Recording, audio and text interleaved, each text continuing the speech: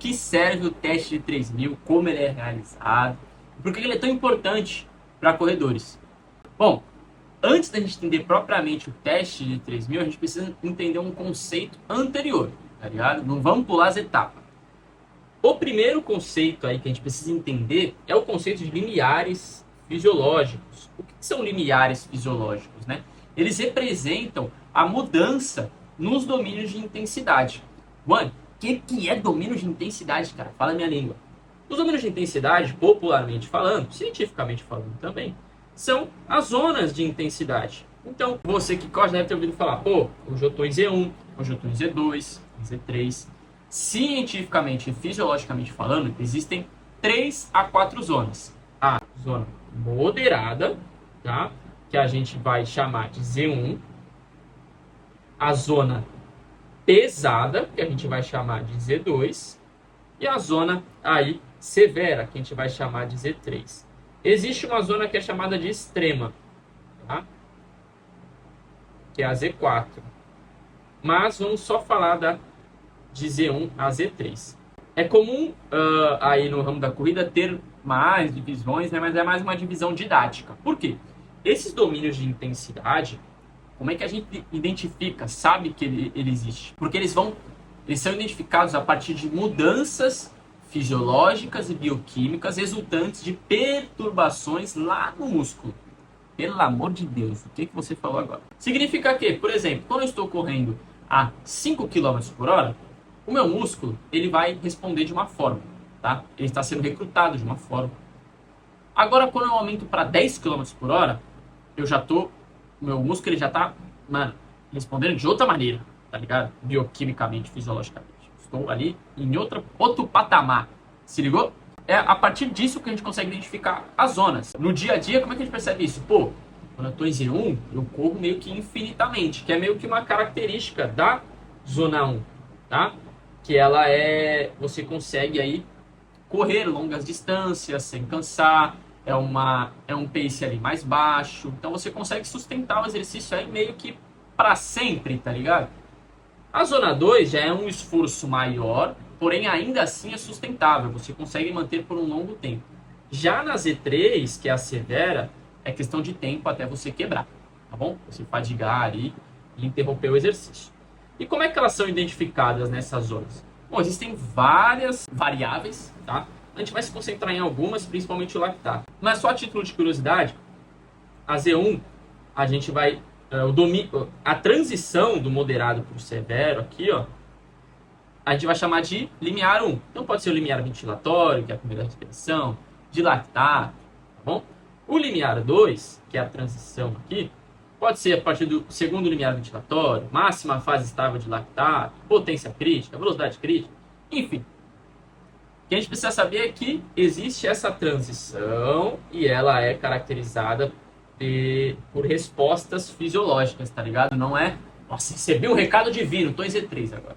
Os testes de 3000 eles são baseados em comportamentos de lactato, né? Eles se comparam. Vamos falar de lactato. Nesse gráfico aqui a gente tem concentração de lactato desse lado e o tempo. O que acontece? Quando a gente está em Z1, aqui é o tempo, tá? A gente vê que o lactato, quando eu estou em Z1, ele mal sobe em comparação aos níveis de repouso e ele ainda se mantém estável, tá bom? Ou seja, o lactato que eu estou produzindo, eu estou metabolizando, usando como energia e tal, e ele não se concentra no sangue. Lembrando que o lactato não causa fadiga, tá bom? Ele não faz a queimação muscular, ele não faz você interromper o exercício, mas isso é para outra história, tá ligado? Vamos entender isso aqui como apenas uma resposta fisiológica. Apenas isso, sem entender o que ela representa. No domínio pesado, ou seja, na Z2, o lactato ele aumenta um pouquinho, mas também se estabiliza. Ou seja, o meu sangue vai estar com mais lactato, mas a quantidade que eu estou produzindo, eu estou utilizando também. Já no severo, aumenta pra caralho. E, tipo assim, não estabiliza. Aumenta até você quebrar. Mas você não quebra por conta do lactato. Presta atenção nisso, pelo amor de Deus. Bom, mas pra que eu vou usar isso? Por que isso é importante? Vamos ao exemplo do Zezinho aqui. Depois eu dou um nome melhor pro Zezinho. Zezinho é muito comum.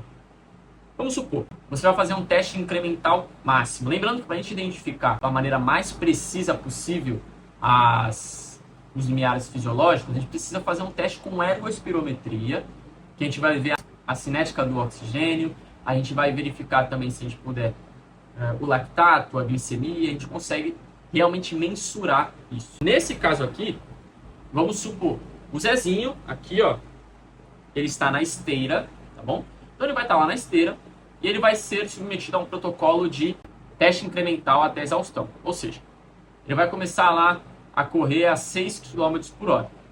Ele vai correr 3 minutos na velocidade de 6 km por hora. Quando tiver nos 3 minutos, a gente vai coletar o lactato dele, vai fazer um furinho, coletar o sangue dele, e a gente vai saber o quanto de lactato tem no sangue. Beleza, anotamos. Aí a gente aumenta a velocidade. Então ele vai para 7 km por hora. Ele vai ficar 3 minutos em 7 km por hora. Até isso se repete até ele não aguentar mais, cair duro, morrer, até exaustão mesmo. Tá ligado? E a cada estágio a gente vai coletando sangue para medir o lactato. Então vamos supor que, eu coloquei em pace aqui para dar uma facilitada. Vamos supor que no pace 5,30 o lactato estava subindo aqui, e aí o esperado é que ele se mantivesse assim, ó, nessa reta aqui, ó. Só que, por alguma razão, ele aumentou mais do que o esperado, teve um ponto de inflexão, tá vendo? Esse ponto aqui a gente vai chamar de limiar 1, limiar de lactato 1. E aí, já identificamos a Z1, tá bom? Então eu sei que a Z1 é até o pace 5,30. E aí, beleza, aumentou a quantidade de lactato e tal. E aí tá vendo que era para ser essa reta aqui, ó. Só que aumentou de novo, mais do que a gente esperava. Um novo ponto de inflexão. Tá? Aqui a gente vai chamar de limiar de lactato 2. Então aqui a gente já tem a Z1, Z2, Z3. Identificamos. E aqui a gente viu que... O que a gente pode tirar daqui? Que até o pace 5,30, o Zezinho está em Z1. Até o pace 4,30, o Zezinho está em Z2. A partir disso, ele vai quebrar, tá ligado?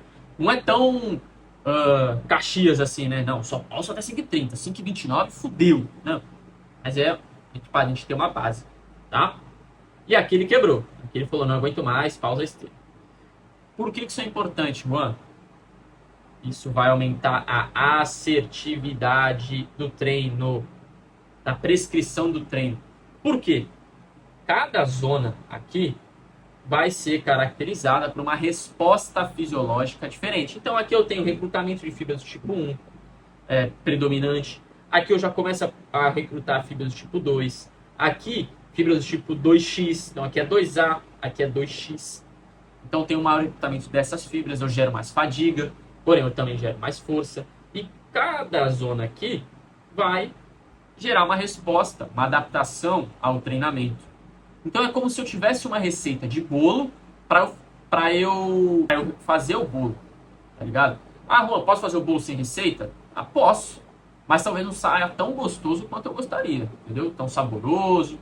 Eu sabendo isso aqui, eu consigo planejar quais adaptações eu quero para o meu atleta. Tá bom? Então eu preciso saber isso, eu preciso saber essa receita. Por que também? Porque isso é individual. O Zezinho é 5,30. Mas o parceiro dele que vai correr com ele, pode ser, a Z1 dele pode ser 6. Então passou de 6, já é Z2. Então tu vai correr com o teu filhote lá, os dois vão correr a 5,30. Beleza. Vocês podem estar em intensidades diferentes, apesar do mesmo pace, porque é individual. Além disso, a gente sabe que para maratonistas, meio maratonistas, pessoas que correm longas distâncias, 75% do volume de treino é em Z1. Então a maioria do treinamento é em Z1. E como é que eu vou treinar em Z1 se eu não sei se eu estou em Z1? Qual que é a minha Z1? Entendeu? Por que a gente precisa avaliar? Essa é a brisa. Só que você já entendeu a pica. Ou você vai entender a pica agora. Qual que é? Para a gente realizar isso aqui, a gente vai precisar de uma esteira. Esteira. A gente vai precisar de um lactímetro. Ou então de um glicosímetro para medir glicose. Ou então a gente vai precisar de uma ergospirometria.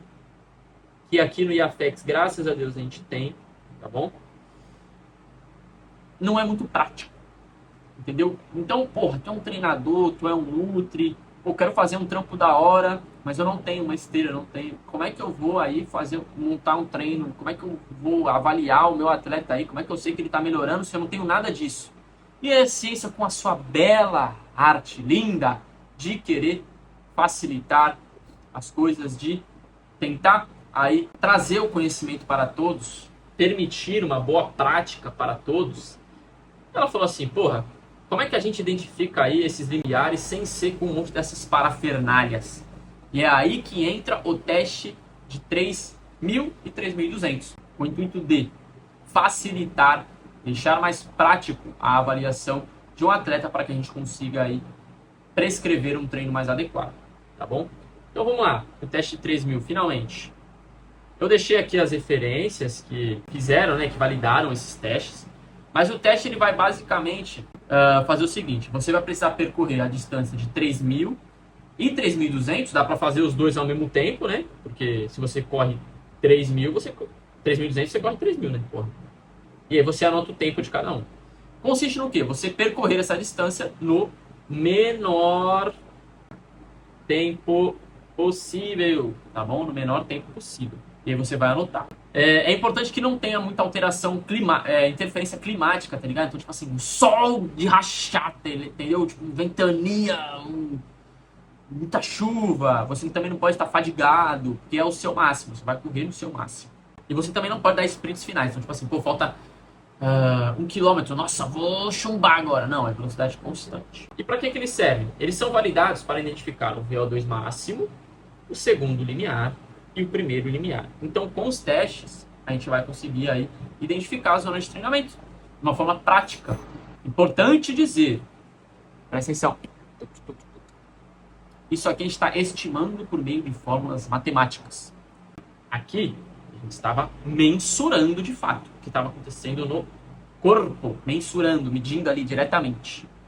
Aqui a gente está estimando. Então, a gente aumenta a praticidade, porém diminui a precisão. Tá? Mas tudo bem. É melhor ter algo do que não ter nada. Tá? Do que falar com, sei lá, alguma entidade e... vou prescrever o treino com base em porra nenhuma, caralho! Bom? Então vamos para o meu teste. Eu estou impressionado com o meu desenho desse boneco, mano. Nunca fiz um desenho tão bonito assim. Eu fiz 3 km em 12,40 e 3.200 e 13,30. Beleza? E aí, a partir da planilha que a gente tem aqui no IAFEX e também das fórmulas matemáticas que estão nesses artigos aí, a gente consegue calcular aí a velocidade dos meus limiares, tá bom? Eu vou deixar um print aqui, se eu não tiver com preguiça. O que a gente descobriu? Então, ó, o Juanzinho aqui, ó. A minha Z1, o meu primeiro limiar, ele vai acontecer em 5,23, tá? Então, a minha Z1 é até 5,23. Então, se eu correr até 5,23, eu estou em Z1. A minha Z2 é até 4,40 e a minha Z3 é acima disso. A partir disso aí, os meus treinadores conseguem prescrever o meu treinamento, principalmente com 75% de volume em Z1. Beleza? Então é para isso que funciona o teste 3.000, 3.200. Beleza? Fique com o resto do vídeo. Você que tá aí, mudou, que bom. Se você ficar parado no mesmo lugar, véio, pode ter certeza. Vai dar errado. Assim, vai dar errado, vai dar tudo errado. Eu conheço um tanto de cara lá no meu bairro que tá no mesmo lugar. Só que os caras estão ficando velhos, sacou? E agora eles estão ficando velhos, fazendo as mesmas coisas. Eles são os mesmos caras que não construíram nada, tá ligado? E não é construir de ficar rico, né? Não é isso que eu tô falando, não. Eles não construíram nenhuma relação da hora, tá ligado? Às vezes nem com a própria família, sacou? Não é construir de dinheiro, eles são ricos, sacou? Eles estão fazendo as mesmas coisas desde sempre.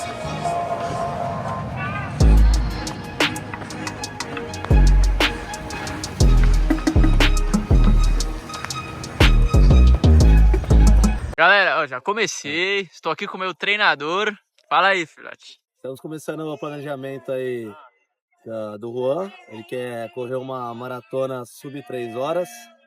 É um objetivo difícil para qualquer um, mas a gente pegou todo o histórico de treinamentos dele, que ele vinha fazendo, lesões também que ele teve, e aí a gente montou um planejamento que a gente já tem pronto no Excel para 3 meses, mas a gente também pega testes indiretos, testes diretos para saber qual que é a performance atual dele, para saber também depois refazer avaliações e ver se as performances melhoraram e se os objetivos estão sendo alcançados. E aí a gente vai saber também se ele vai conseguir cumprir com esse objetivo de sub 3 horas na maratona de Porto Alegre! Porto Alegre. Ô, tu quer falar um pouquinho do porquê que realizar teste indireto e direto é importante para planejar o treino?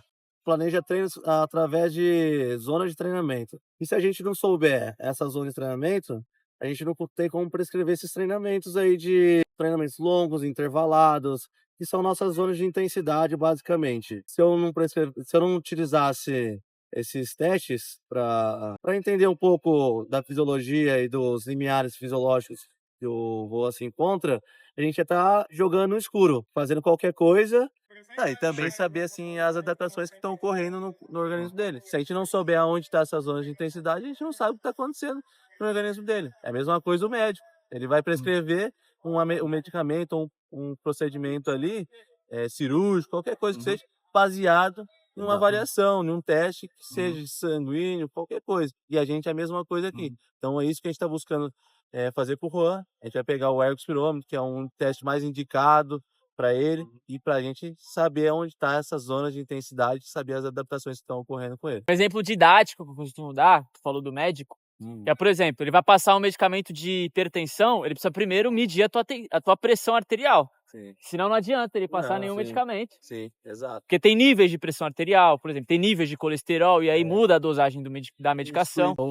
A corrida ela é feita através dessa zona de intensidade. Se a gente não entender qual é essa zona de intensidade, como que a gente vai saber se ele vai conseguir cumprir com o objetivo lá na prova? Como é que eu sei se eu tô em Z1, Z2, E aí Z3? também, igual ele falou, se a gente faz a avaliação, tanto indireta ou direta, como ele vai fazer no ergo, a gente consegue ver a zona adequada que ele vai completar a prova da maratona. Então isso é legal também. Então a gente pega um teste que basicamente fala, é para ver a 2 máximo. Não, é para a gente também entender qual que vai ser a performance dele na corrida. Então por isso que a gente faz avaliação, reavaliação, para a gente entender qual que vai ser a zona de intensidade que ele vai completar a prova ali. E cada prova de 5, 10, meia maratona, a maratona em si, você vai percorrer ela em algumas zonas de intensidade. Também de acordo com o nível se é iniciante, se é intermediário, se já é um atleta avançado, tudo isso vai fazer a gente modular